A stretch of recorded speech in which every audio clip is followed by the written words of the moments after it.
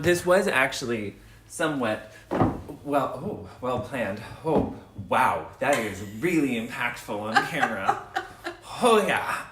We've had to switch technology this morning. We have. I also just wasn't like I haven't. It's hard until you see a photo of the knit that you've made because you've spent so many hours staring at it like this, like.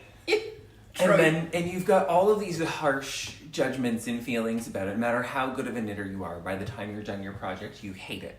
You've convinced yourself it's awful. And then you put it on and you see it in the mirror and you're like, you know what? I can live with it. I'm not changing anything now. It's too late. And then you see it, you know, the way other people are actually going to see it on camera. And you're like, oh God, everything I hated about it is impossible to see.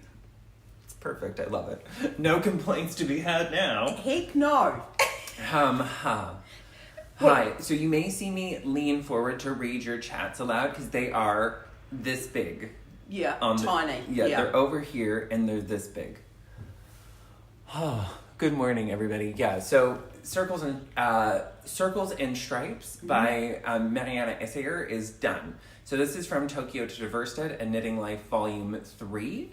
I went a little rogue on the striping pattern, to be clear, so I condensed it on purpose because I wanted the stripe to continue into the next set of striping without breaking the pattern. Right. So I played a little math game with it.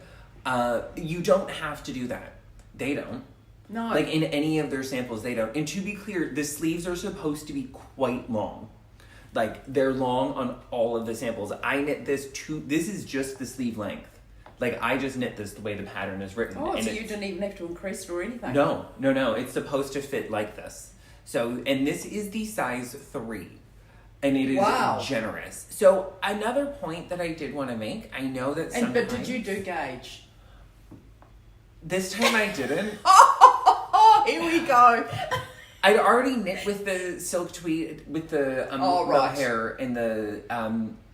oh my goodness, the tweed in the silk mohair before. Yeah. And I had actually assumed that the Petite Knits pattern that I knit, the Stockholm Slipover, was knit on a 4mm needle. So I had swatched on a 4mm. So I had the same stockinette gauge.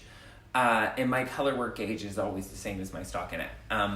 I do really love how tension plays out when you knit color work flat. I know it can be a little tedious until you get used to it, but really, like, it is worth it. The fabric does come out much more even once you pick up the skill of doing it flat. It's just a fact.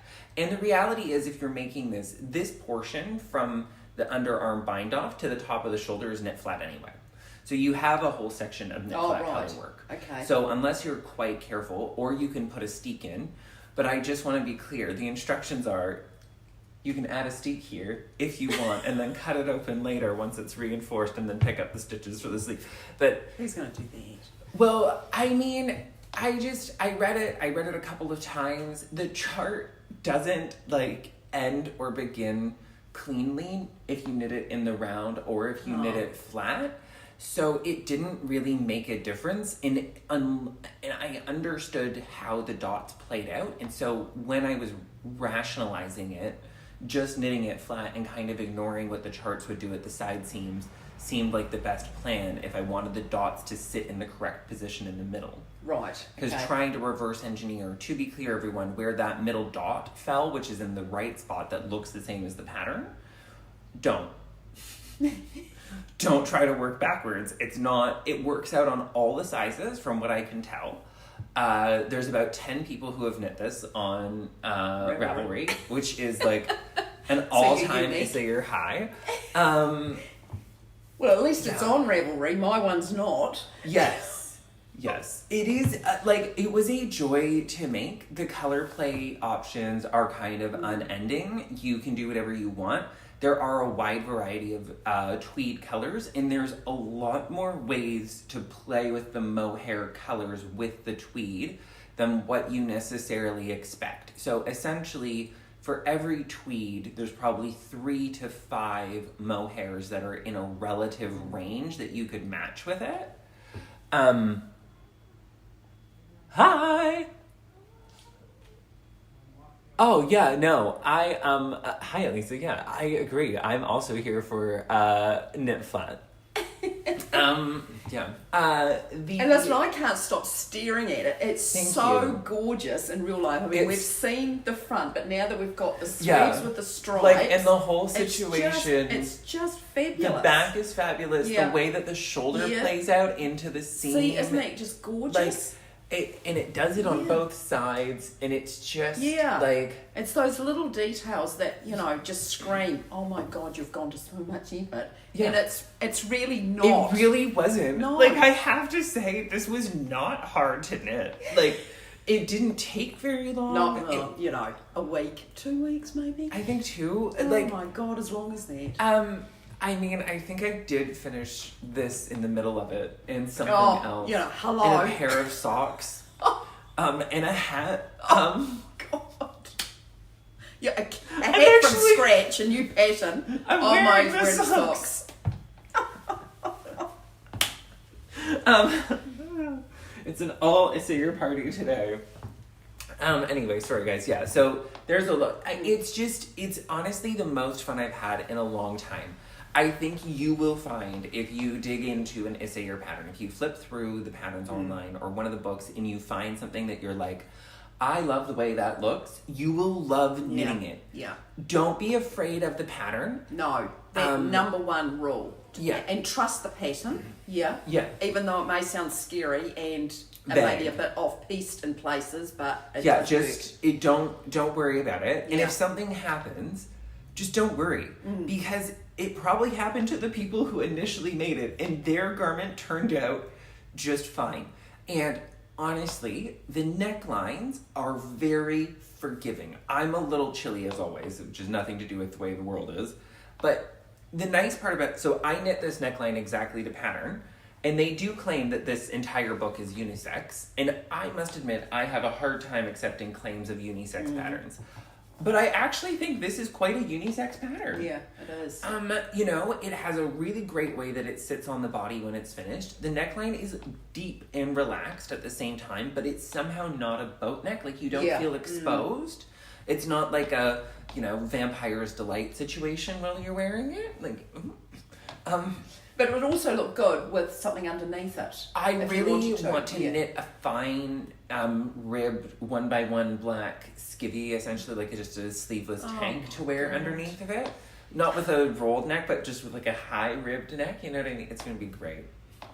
The rest of us would just be knitting a little dicky thing that would just sit underneath. No, you want the sleeves. Oh my god. You have to go for it.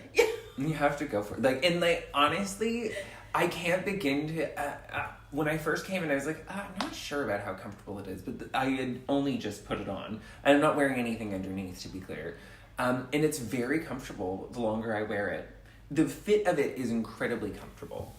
But yes, I highly recommend giving this a go. There's my advice. Go onto the Issayer website. Have a look around. And honestly, if we don't have quite the right yarn in stock, don't worry. Frankly, this isn't the right yarns for this pattern. Yeah. And in the patterns as well, 90% of the time they will be like, you could do this. Or you might want to do this. Or you might want to go on a completely different adventure. Just make sure that you have roughly this number of stitches. And then you're kind of like, is that the gauge that you want me to have? And they're like, no. Just roughly that number of stitches. And you're like, anyway, but they do work. Yeah, they do. Because this is my fourth one now, and they've all turned out. Cool. Well, I had a moment with my gooseberry, and I was sort of thinking, because it's 297 stitches. This is the one that's only got one seam up the side, and then you're supposed to knit the sleeves in the round, which ain't going to happen. But I was sort of thinking, have I done the right thing with this? And so I did the 3-needle bind off, which was interesting because the back you had to cast off 49 stitches, or you had to leave 49 stitches live, and the front was to keep 45 stitches live. So Christine's going, oh my God. So I did knit a math, worked all the pattern was correct. So, you just had to join two together along the side. Well, my God, when I stitched, it was like, as somebody put on our Flockers Instagram group, oh my God, it was an aha moment. I just love it. I mean, I did love it before, but now enraptured with it. And honestly. so then I had a bit of a moment because, so she was so enthusiastic that she sewed it up. And of course, on the side that's got no seam, it's like, oh my God, I've got a hole. Oh my God, I'm going to have to do on international YouTube channel, I'm going to have to say I've had to knit in the round. But no, one of my flock of friends came to my rescue. We're here to help. Just cast on an extra stitch, so I'm knitting. You've had a derailment. Yes, I know. Well, I can pick that up. I'm used to doing that. So I'm now knitting the sleeve flat, so it's going to have a seam on it. And the sleeves are taking a bit longer than I expected because they're all it's just one size. There's no shaping. So it's 84 stitches wide, so that's quite a bit. So, but I'm rattling along in that. Roughly what this sleeve is as well. And talking about that, I didn't realise till I was doing my knitter math on this that I'm using the wrong yarn for this too. But not wrong, just different, because I loved the colour, the Tavini colour, and then I matched it to the mohair. The mohair is correct, but the pattern called for some other yarn. Yeah, I know. And it wasn't till I was... It was... Oh my. Alpaca too. Alpaca too! Okay, well... like you everyone, couldn't get we had that yarn, but we failed at it. So I didn't look at that. I just liked the colour. And so I thought, right, what the heck? So that's what I did. So I'm thrilled to pieces with this. I'm just battling away at it. Now, I thought I would wear the Trigono again because I'm just showing you what you can do. I see, this is I thought this wasn't going to be big enough for winter, and it is. So, you know how you put your winter clothes on and you seem to be wearing them through to November and then you just, by the end of it, you just suck to death of it. I was telling Ethan, driving to work on Thursday, I saw, because I've got another one of these that I was going to wear today, and it's in the Merci, which is 50 cotton, 50 wool. And I saw this woman standing on the side of the road waiting for the pedestrian crossing to go, and she was wearing the exact shade of the orangey. It's called elephants. Who's ever seen an orange elephant unless you've had too much to drink? Wow. And grey coat. And I thought, I've got that grey in a top at home. So I got home and, yes, but it's a merino top. And I thought, too soon to be wearing merino, even though it's like... I'm still cracking up with that. It's like, I can delay that for another few weeks. Because once you put the merinos on, again, as I said, you seem to be living in them till November. And by the end of it, you just suck to death of them. But I was feeling that I've finished my Kame. Oh my God, I finished it last night watching the Warriors win. Yes, up the ones. There we go. She got there in the end. I sewing it all up, steam pressed the seams, and I put it on. I thought, will I wear it? No. The big reveal next week for the final of Knit Fast Dye Warm. Yes. So I will bring all of the jumpers that I have finished during Knit Fast Dye Warm. Christine's finished one. Well, I don't think I'll have the other sleeve done in that time. I think I've knit 3, maybe 4. It's just depressing, but don't let it get you depressed. So this was a summer top because it's 80 merino, 20 linen. I've knit 4 so far. And I didn't think I'd be able to wear this in winter, but Christine's styled it so that, because I was thinking, I really probably need to knit a vest, because vests are having a moment at the moment. God. So are you going to make a vest? Well, I was. And then I pulled out my wardrobe, pulled out my tops yesterday, was trying on all my summer vests, call this a vest. And I was like, oh my God, I've got a whole range of clothes I can wear. So those fluffy vests are having a moment. So I'm sort of semi-tempted with that. It's because everybody's doing the Stockholm slip over, aren't they? Yes. So, okay, just let's do a quick wrap up on Knit Fast Dye Warm. If you're participating, the way to submit, it's down below in the notes, but I'll say it again, and I'm going to start sending this out in the newsletter this week, again, is to simply email in to getflockedknitting@gmail.com your finished object. Is it Get Flocked Knitting or just Get Flocked? No, it is getflockedknitting@gmail.com. So getflockedknitting@gmail.com. If you email just getflocked@gmail.com, you will end up contacting a bird food store in Australia. We often get a lot of each other's correspondence. Right. And occasionally, more than once, I've had someone turn up here thinking we were them. Which has been quite a shocking turnabout. The funny part was, the other person that was with this woman was thrilled because she knit. So it turned out to be a happy accident one time. The other time, not so much. They were not as happy. But yes, so if you are participating and you want to submit, and again, the categories are big and broad: knit flat, knit in the round, or accessory. So submit. Yeah. So go for it. So the Flockers here have been doing it, and they've got some great pieces. Oh my God, Amy especially. Who's to die for? I don't want to like demoralize anyone and say that she's gonna win, but I mean, it's kind of like once you see it, I think you'll all agree. Yeah, and it's only her second ever garment. She was just like, oh.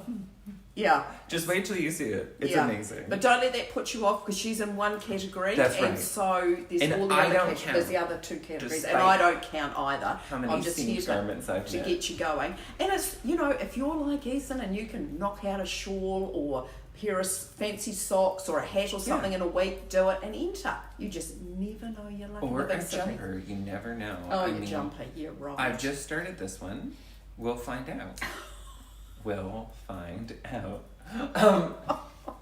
I'm starting this in the Penelope. This is another of the toile number 3. So like oh my God, I can't believe this. No one's prepared for what's about to happen.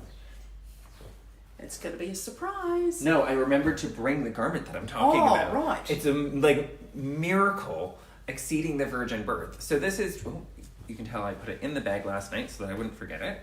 We'll have to get a steamer for here. We're going to work on this presentation situation. So this is toile number 3 with the French seamed shoulder. So that's so that it sits just slightly to the back.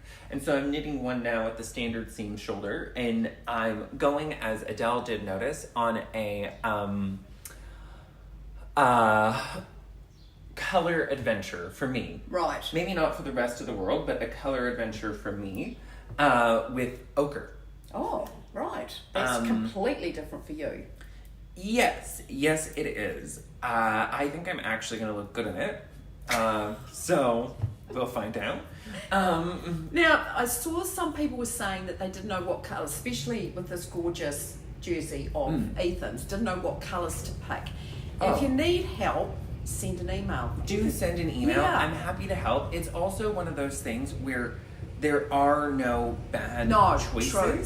And I think what we kind of started to touch on earlier with all of the Isager yarns, but especially with the tweed, because there's not as many tweed colors as there are the other bases in the same fingering weight category. And the same with the Highland, actually. So with the Highland and with the tweed, you have about 5 mohair shades that go with each of them. Yeah. So there's 2 greens in the, for example, there's 2 greens, bottle green and moss. I used moss and I paired it with a brighter, more intense kind of British sports racing green, number 56. And together it lifts up the muddy moss, and the moss also has little pops of orange and red and white in it that still shine through when you're up close, but when you see it on camera it just looks like a vivid green, because from the distance the color that comes through more strongly is the glazed mohair, and the closer the colors are, so the navy stripe here is made using navy and number 100, which is like a French black navy. So it looks the most intensely like itself, where the red stripe is made using the blue-red silk mohair, number 32, that Christine is using in the kind of pink shade, actually, of the raspberry. But because the red is so strong, it makes it more red overall. That's right. Yeah. And not as orange. So I guess what we're trying to say here is there's no wrong choice. And no. It's a bit like painting, and people stress over the colours of walls and everything, and it's like, really, nobody sees it after a while. Not that they're not going to see what you've knitted, but you go through all this stress about what colour you're going to knit and all the rest of it, and then the finished product is just like, wow. Exactly. And you feel really proud of it, and you can go on and wear it. So again, it's a bit like those, good old Stephen West when he has like a dark shade, a light shade, and a pop. Yeah. And that's what you want with whatever you're wearing.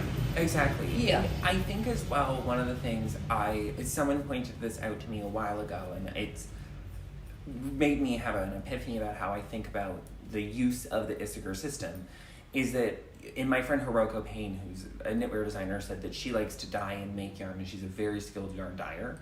She likes to dye and make yarn that's interesting from a distance, through its vividness, or the way that it tells a color story at the middle distance, when you can start to see how that complexity is built, and up close, where you can see the intricacy and the care that went into it. And I think when you're talking about mixing and playing with the Issachar yarns, the good news is there's no wrong way to do it. No.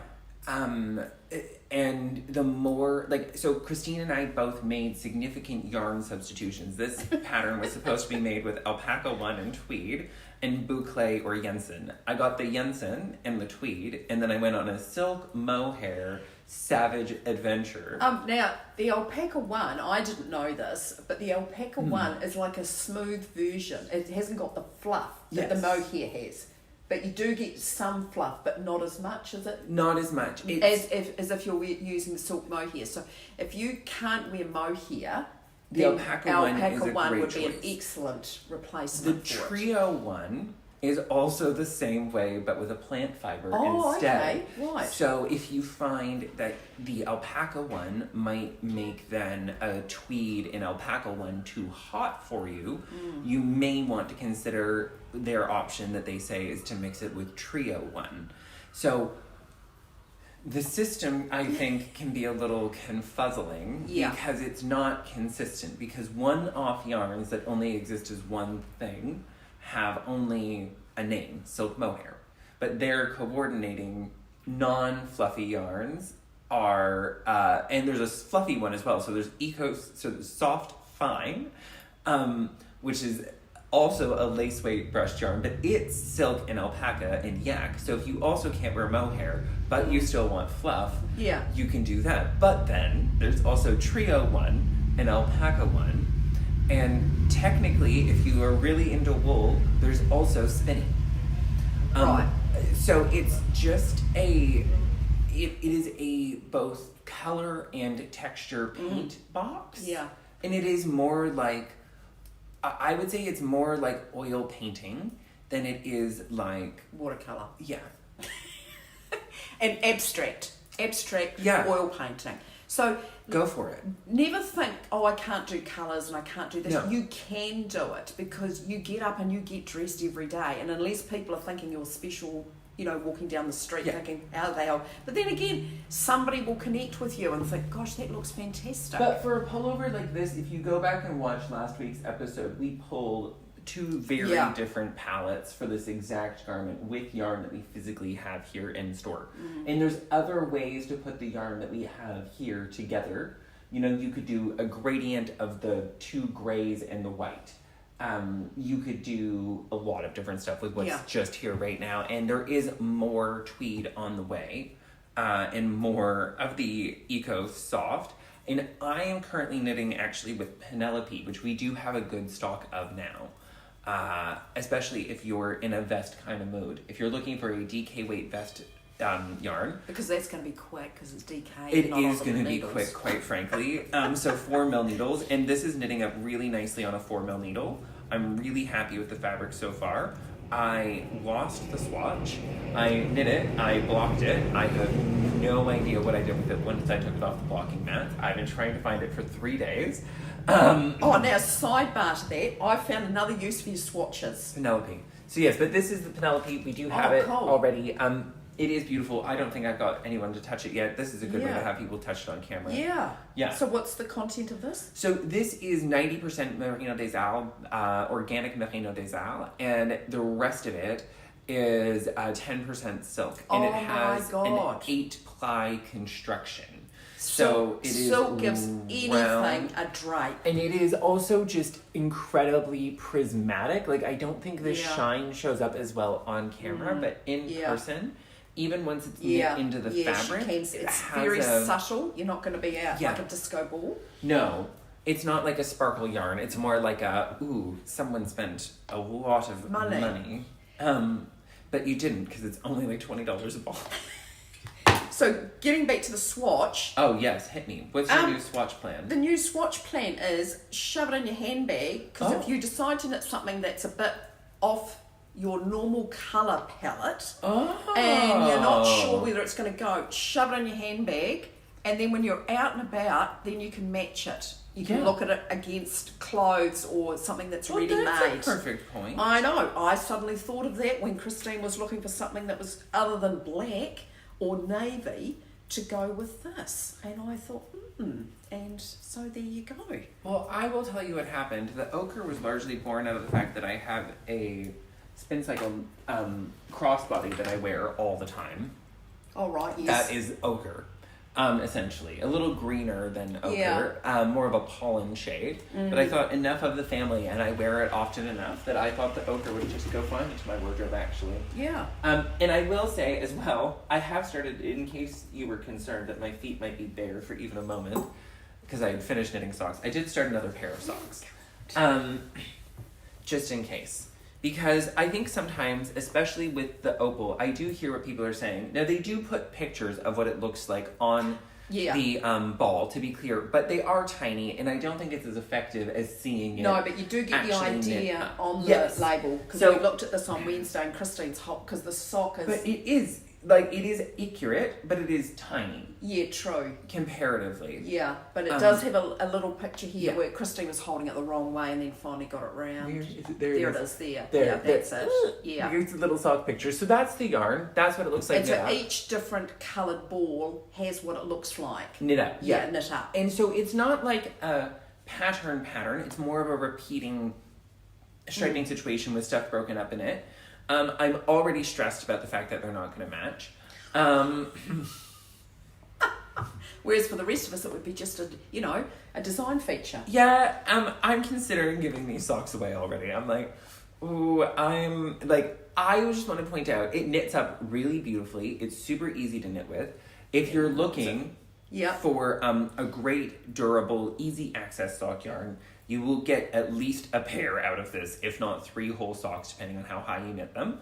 And it is $21 a ball for the fancy ones, which I do have to say are they do seem to be putting, did I grab the same one twice? No, I grabbed 3 different ones.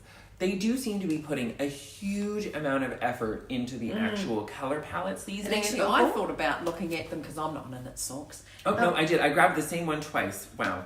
I really like this one, apparently. Yeah. Boy. You could knit a top in it.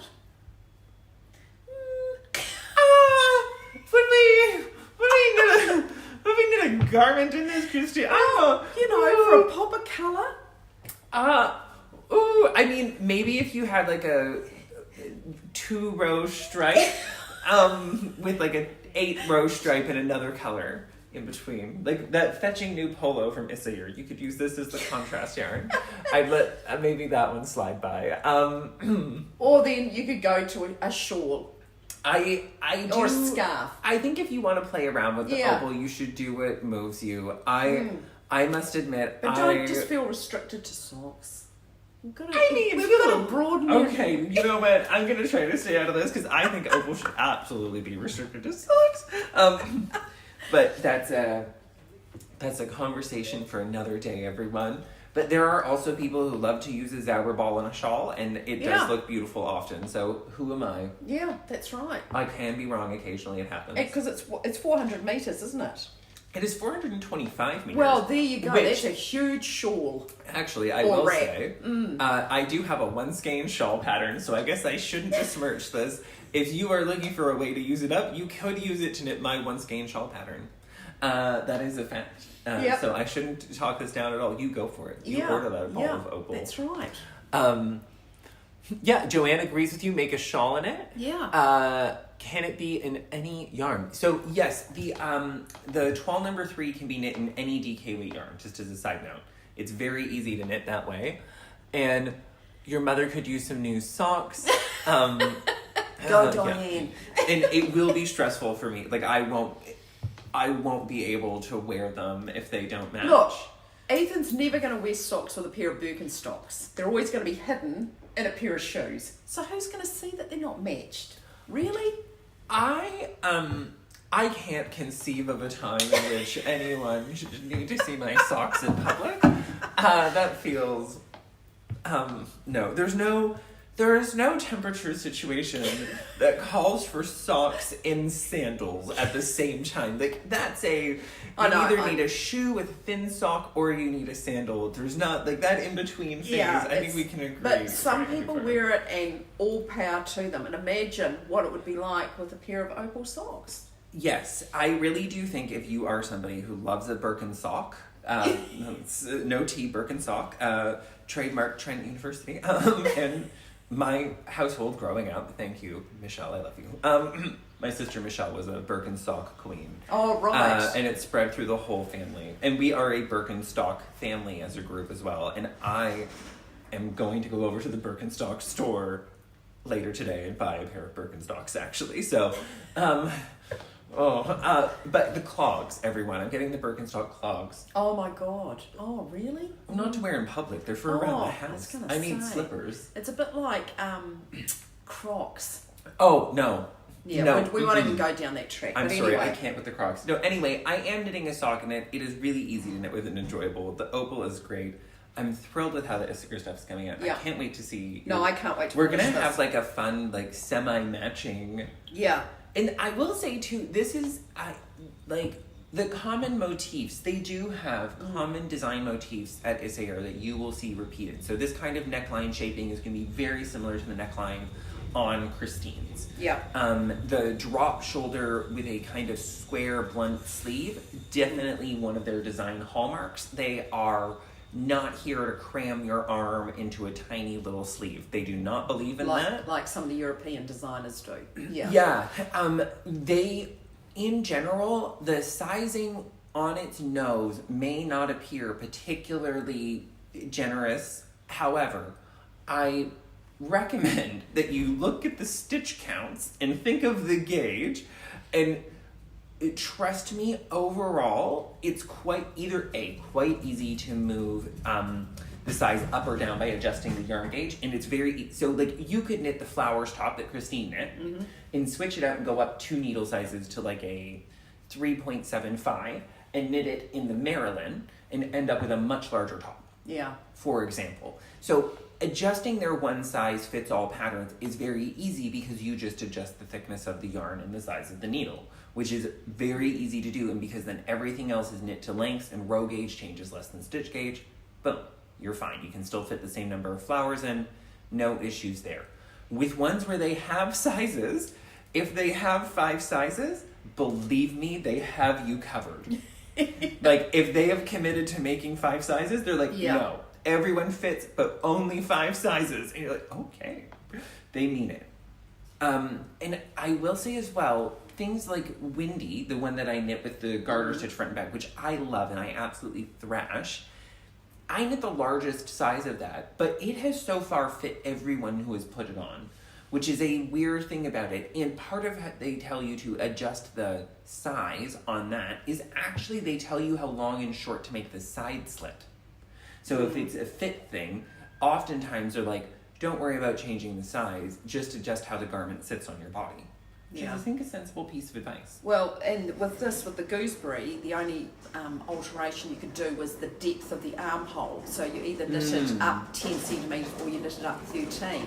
And because it's fluffy and it's going to be really warm, I sort of wanted to looser, so I've gone with a 13 centimetre with the armhole depth. So, and then it's just straight down, so you're gonna have that warm air trapped between the garment and your skin, so it's gonna be toasty warm. And again, just a reminder, in general, if you're knitting a silk mohair plus fingering weight yarn jumper in colorwork or in any other version, it is going to be the same warmth roughly as a DK weight jumper at the same gauge, same amount of time to knit it. However, and I just realized this mathematically the other day because I checked my math, it's roughly 28 to 32% lighter.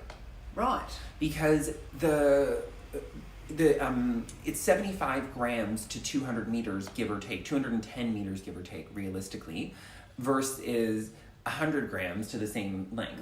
So you're roughly that 25 to 28% lighter there, and it does make a huge difference in how the garments feel when you're wearing them, and it does explain why, and I will give credit to the fact that the top-down jumpers that we are seeing in the Stockholm vests and all of these patterns that we are seeing people knit at our knit nights, when they knit them in the Danish yarns or just any fingering weight plus a silk mohair, they look incredible. In other patterns, I will give a huge shout out as well to Anisha from our Wednesday night knit group, who is making a twigs for Knit Fast Dye Warm in the Issair Alpaca 2, and it looks amazing. It is some stiff competition on the seamless side of Knit Fast Dye Warm. The knives are out over there. So we're waiting to see what the knit flat people have come through with. Oh, I think Janet has a real humdinger as always, and we'll see what everybody else has whipped up. I mean, Mary's is pretty great. Yeah. It's vicious. It's vicious over on the seamless side, everybody. Y'all were not playing. Okay, we will see you guys later. We're over time, and okay, bye-bye. Bye. Oh.